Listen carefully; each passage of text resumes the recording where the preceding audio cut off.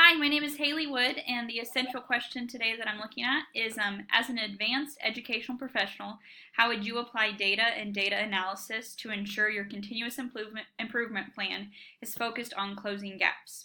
So, a little bit of background information. I teach in a middle school, so it's 6th, 7th, and 8th grade, of about 250 students.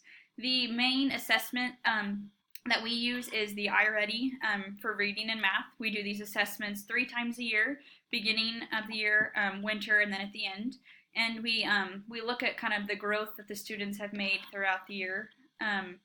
There's also a personalized learning plan for each of the students, which is a great resource for the teachers to be able to use for those students to get some instruction at their specific level.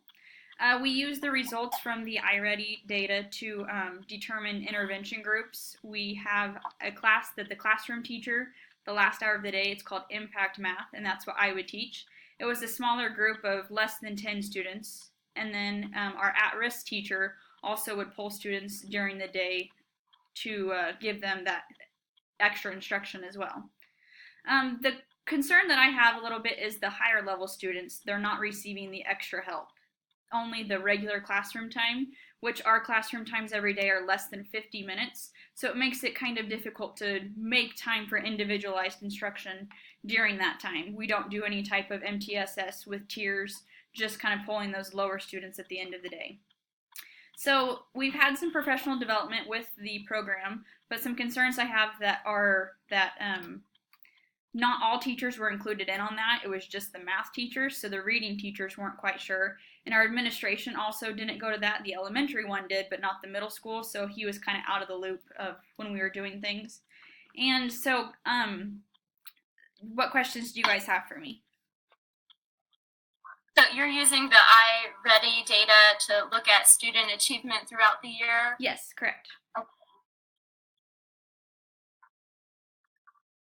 And then who does the groupings? I know that iReady sets up these instructional groupings for you, right? And they also do groupings for your tiers, but who's actually looking at that data and making the groups? So the at-risk teacher and myself look at the data.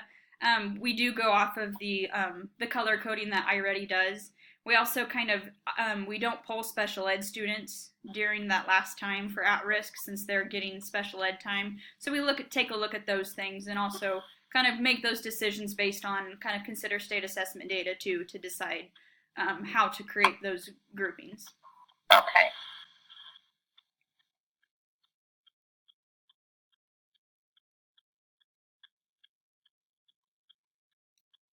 Okay, so the kind of help that I'm looking for, just in a middle school setting, how to kind of create more time for those MTSS tiers. When can I take the time to help those higher level students also kind of, because those gaps also exist there. We want to continue to push those students. So when we have 50-minute periods and not a lot of extra hours, where can extra time be spent on all the various levels of students?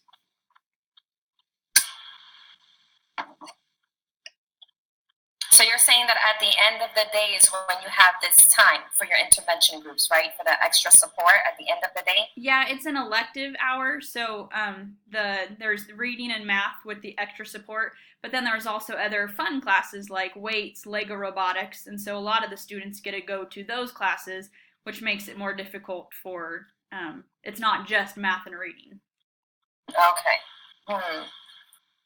Right, I can see your dilemma. I'm in elementary school, so it's hard for me to envision that. But I definitely agree with you that the higher learners need to have enrichment opportunities, not just providing, scaffolded support and intervention to the kids that need that. So that's a challenge. Are there any local colleges or universities in your area? Maybe some college students could come in as volunteers to assist with the students. No, there's really not. Hays is about the closest, and it's about an hour away. So, okay, kind of, yeah. Oh wow. Yeah, it's quite far. Have you ever tried to do like a class within a class where you have like kids in groups that aren't necessarily like structured to where it's not like, oh, the smart kids are over here and the not so smart kids are over here, but even like mixed grouping where you can put like some, they're called like hot questions, the higher order thinking questions, like on a paper, and be like, hey, try and do these while these kids are still working through the rest of these problems. So I've done Maybe, oh, go ahead. I was going to say maybe even introduce project-based learning.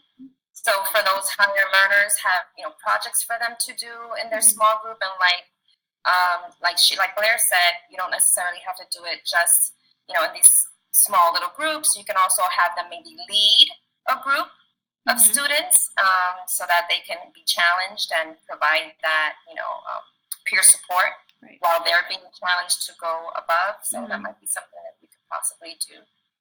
Yeah, I'll definitely try and work on that. The time constraint has been the biggest thing, but I think just taking the time to slow down, and even if it spreads over several class periods, kind of just realizing and knowing that that's okay, just to get those project-based learning and kind of those individualized groupings like you guys suggested. So definitely take those and kind of try and implement those in my classroom. So, all right, thank you guys.